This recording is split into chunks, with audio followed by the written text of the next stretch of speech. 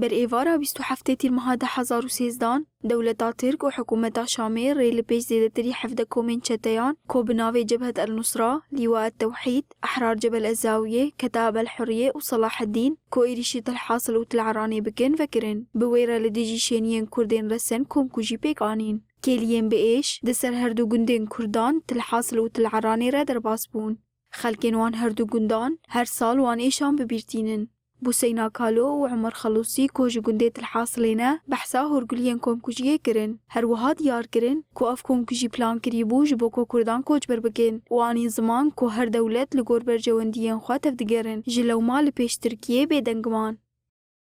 هاجم كرني عصر بو وقتي نما ملت جامد بو هف ملت جامد شي هاتا محاصر كرن هاي ارهابي دركاتن سر مكبرات الصوت جامعه درو بانكن جنيوا مثلا باريوا مولوا وين كفورني وين كي وين حلال علينا انه وك تهجير قسري خوزن تشيكن طبعا هدف شي هوناشي اباده ملتي كرد كونكوجي استفتاحين يعني بيلان كريب ودست استخبارات الدرفهات نروشتن تركا هن فصائل جيش الحرب ناف ذكرن الويدركي اجدا كتيبه هاتنا منطقه ما ايريشة الحاصل العران كرن شما ايريشة العران الحاصل كرن جبر هجمار التوري مزن كجالي كردوا گندانا پر مزنن هجماري وان تقريبا حتى 45,000 انسان هيا وچو خورتن سلاح گرتن الويدركي يعني ایریش سروانا کردن پرج ما هبان کسان حواله ما هات نشهید کردن اجگل سیفیل هات نشهید کردن و بیدنگی دولت وشی بر جوان دیوان شخصی هبون تیدا یعنی خاجه را کرد کردن و حتی رو جیرو ها کردن کمکوجی سر آست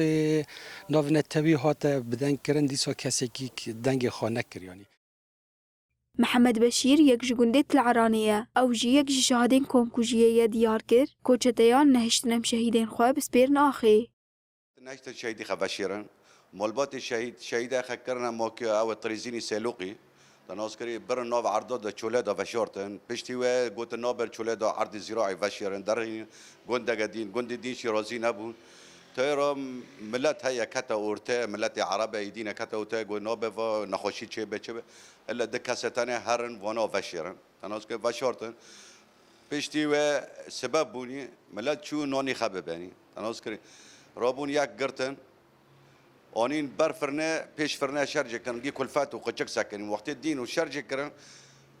نان گی بردن گی چون حتی یک جوان لاوی من بریندار بو گرته بون تقریبا تابع 7 کس هبون دنگ دولت کسی دنگ نکر نگوت مزاری که تلعرانه و تشتابو دولت گی هست